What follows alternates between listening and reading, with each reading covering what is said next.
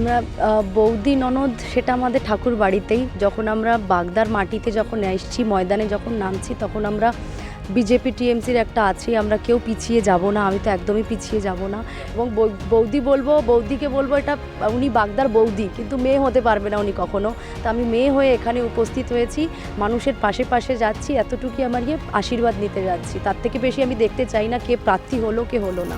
সেটা সম্পর্ক, সেটা বাড়ি থাক, কিন্তু আমার কথা হচ্ছে যে আমি যে ময়দানে নেমেছি, আমি একজন বিজেপির সৈনিক হিসাবে বাগদা মানুষের পাশে থাকার বার্তা দিচ্ছি। এবং এটা বলবো যে এইবার সম্পূর্ণভাবে সমস্ত কিছু ভেঙে আবার নতুন করে বিপুল ভোটে আমরা জয়যুক্ত হব।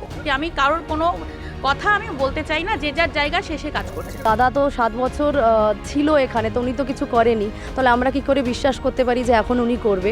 আমি 1.5 বছর যতটুকু সম্ভব খুব কম সময় পেয়েছি বিধায়ক হিসাবে, আমি চেষ্টা করেছি 1.5 বছরে যতটুকু করবার, এবং আগামী দিন 5 বছরে বিশ্বাস করছে সাধারণ মানুষ আমি 5 বছরে পুরো বাগদাকে চেঞ্জ করে দেবো।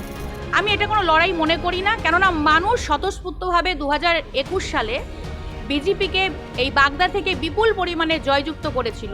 আপনারা জানেন বাই ইলেকশনে কি হয়।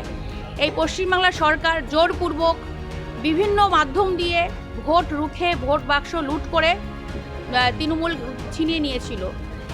এই অত্যাচারের যে জবাব, সেটা আগামী 29-এ যে ভোট, সেই ভোটে তারা ভোট বাক্সে প্রমাণিত করবে। সর্বপ্রথমে বলবো যে এসআইআর শুধু বলেছিল বিজেপি নেতারা যে এসআইআর করা হচ্ছে রোহিঙ্গাদের ধরার জন্য। যখন লিস্টটা বেরিয়েছে, সব থেকে বেশি যদি ক্ষতিগ্রস্ত হয় তো আমাদের মতুয়া সমাজের মানুষ। এখন সাধারণ মানুষ খুব অ্যালার্ট হয়ে গেছে, আগের মতন আর বোকা নেই। সাধারণ মানুষকে আমরা বুঝিয়ে যাবো আর বুঝবে এটা নয়, সাধারণ মানুষ অনেক সচেতন হয়ে গেছে। যেটা মিথ্যে কথা বলে সাধারণ মানুষকে হেনস্থা করেছে, তার জবাব তো সাধারণ মানুষ দেবেই। তো এটা কোনো ইস্যু নয়। আমি এটা বলতে যাচ্ছি তৃণমূল সরকারকে, আর কোন ইস্যু আছে আপনাদের তো ভুরি ভুরি দুর্নীতি আমরা দেখতে পাচ্ছি। সব মিলিয়ে দেখুন কাদের ভোট কাটা গেছে।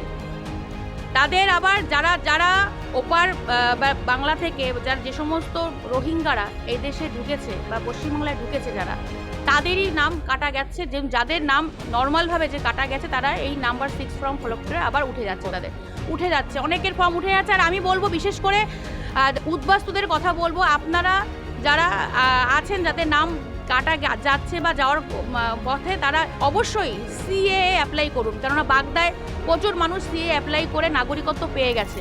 100% আমরাই জিতছি। 4th মেতে আমরাই সবুজ আবির খেলছি। জয়ের পক্ষে আমি 100% উপরে আশাবাদী যে এইবারে শুধু বাগদায় নয়, পুরো সারা পশ্চিমবাংলায় বিজেপি সরকার আসছে। তৃণমূলের যাওয়ার ঘন্টা বেজে গেছে।